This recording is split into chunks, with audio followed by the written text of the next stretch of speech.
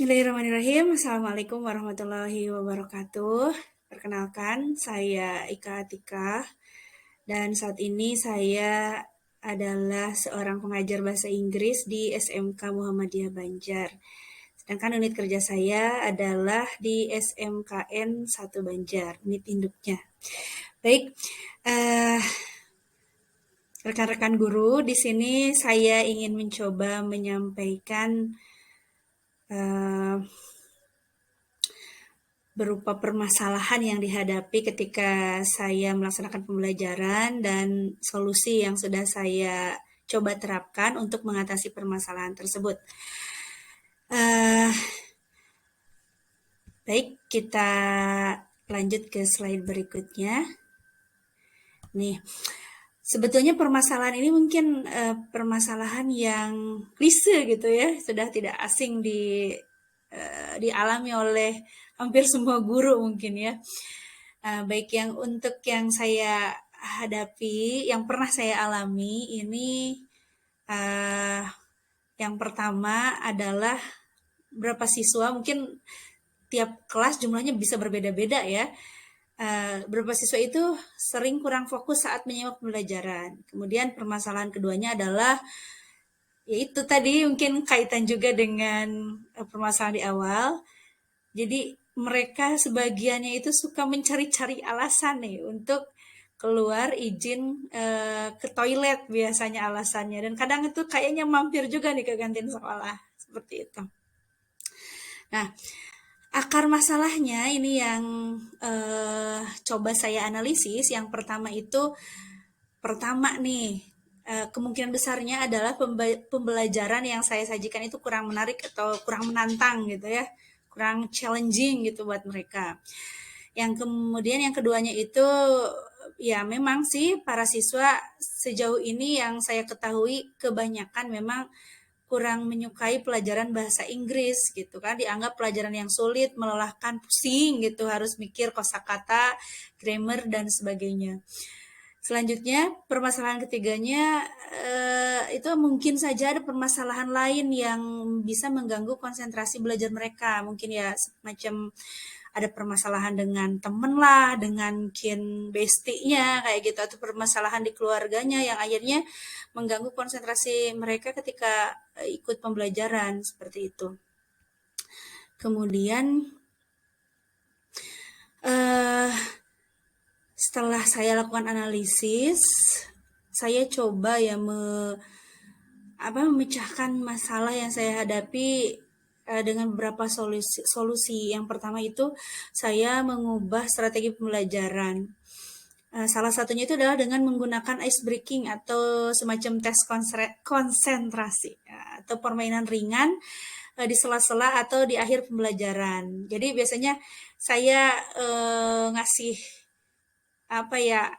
aba-aba dulu nih ke anak-anak. Anak-anak, ayo siap-siap, nanti di pertengahan kita akan ada ice breaking, ada tes singkat gitu. Jadi kalau misalkan yang bisa itu dapat tambahan nilai, sedangkan yang jawabannya salah karena tidak konsen ketika pembelajaran, biasanya itu dikasih hukuman, tapi hukumannya yang entertaining lah, kayak misalkan suruh nyanyi atau mungkin kayak ngasih tebak-tebakan kayak gitu ya, guessing game. Nah, kayak gitulah. Seperti itu. Kemudian solusi yang coba saya terapkan berikutnya yaitu adalah dengan meningkatkan kedekatan emosional dengan siswa. Ini memang sebenarnya mau tidak mau ya harus dilakukan oleh, menurut saya nih, oleh seorang guru, karena ketika kedekatan emosional tidak terjalin dengan siswa, rasanya akan berat juga ketika menyampaikan pembelajaran, karena tidak ada mungkin tidak ada rasa chemistry-nya gitu loh, tidak ada chemistry-nya yang terbangun di antara guru dan siswa, sehingga apa nih gitu ya, nggak asik gitu. Tapi ketika guru sudah mencoba, selain of course ya dengan menerapkan interesting strategy of teaching, ya tentu ya strategi pembelajaran juga harus menarik, harus ada candaannya juga, ada hiburannya juga gitu ya, ada gamenya juga tadi. Kita juga harus membangun kedekatan itu misalkan dengan ketika di luar pembelajaran kadang-kadang saya coba ngobrol-ngobrol dengan siswa, eh, misalkan nih ada yang kayak yang tadinya biasanya agak rame kok agak diem, atau yang tadinya biasanya nilai tesnya bagus kok menurun. Terus kadang suka saya tanya juga gitu, kamu tumben gitu nilainya kok, eh, tugas-tugas terakhir ini kurang kurang dari yang sebelumnya gitu. Naon gitu, kenapa? Ada problem gitu ya sama ini, sama temen atau sohibnya gitu atau gimana.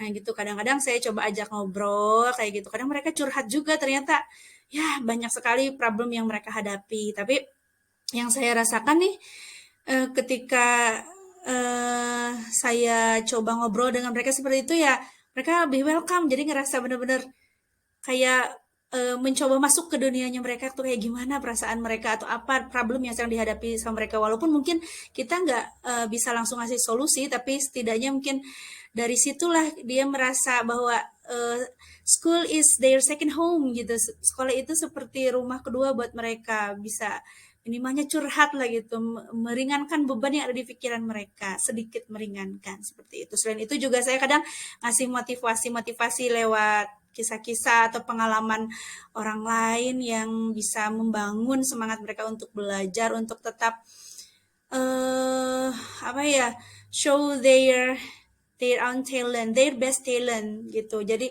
walaupun mungkin di pembelajaran mereka kurang bagus, setidaknya mereka tetap semangat untuk terus belajar apapun, dan mereka meyakini bahwa belajar itu suatu saat akan bermanfaat buat mereka kayak gitu. Nah dari hasil treatmentnya yang saya rasakan nih, yang saya amati gitu, secara keseluruhan ya ada sekitar ya 80-90% itu siswa lebih menyimak dalam materi gitu, karena ya tadi kalau di ice breaking kan, terus ada tes ringan itu, ada game itu, mereka lebih semangat, lebih asik belajarnya. Kadang anteng lagi bu kayak gitu. Seneng kalau temennya kebetulan misalkan kena kena kena nih kurang konsentrasi, misalkan suruh apa ya biasanya kayak nyanyi stop stop di siapa, terus nanti ketika stop ditunjuk harus misalkan menyebutkan apa ya sebagian materi yang disampaikan atau mungkin kosakata yang sudah dipelajari kayak gitu, mereka tuh heboh ya seperti itulah. Kemudian apa ya, setidaknya jumlah siswa yang izin itu tidak terlalu banyak gitu ya. Mereka lebih lebih fokus ke materi dan tidak terlalu memikirkan ke toilet seperti itu. Kemudian yang ketiganya juga mereka ada, ketika kita sudah membangun kedekatan, mereka itu jadi punya keberanian untuk bertanya gitu ketika mereka kurang memahami pembelajaran.